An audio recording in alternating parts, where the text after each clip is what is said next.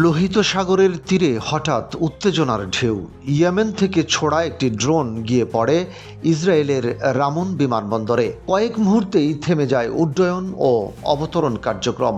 সামরিক, রাজনৈতিক ও ভৌগোলিক উত্তেজনার ছায়া নেমে আসে পুরো অঞ্চলে।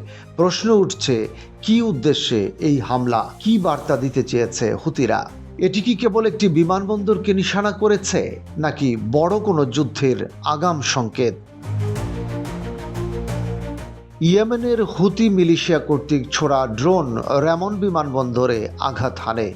ইসরায়েলি কর্তৃপক্ষ জানিয়েছে ড্রোনটি বিমানবন্দর এলাকাতেই বিধ্বস্ত হয়েছে। তবে হামলার পর উড্ডয়ন ও অবতরণ কার্যক্রম স্থগিত রাখা হয়েছে। ইসরায়েলি বাহিনী ড্রোন হামলার তদন্ত চালাচ্ছে, যদিও বিস্তারিত তথ্য এখনও প্রকাশ করা হয়নি। রামন বিমানবন্দরটি জর্ডান ও মিশরের সীমান্ত সংলগ্ন রিসোর্ট শহর আইলাতে অবস্থিত এবং মূলত অভ্যন্তরীণ ফ্লাইট পরিচালনা করে।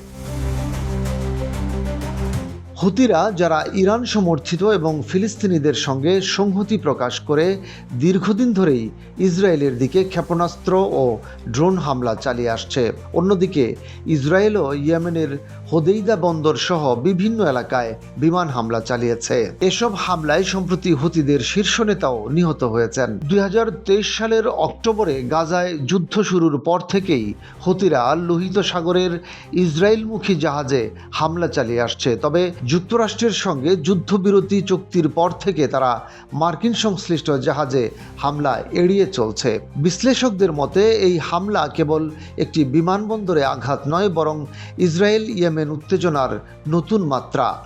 ভবিষ্যতে এ অঞ্চলের নিরাপত্তা পরিস্থিতি আরও জটিল হতে পারে।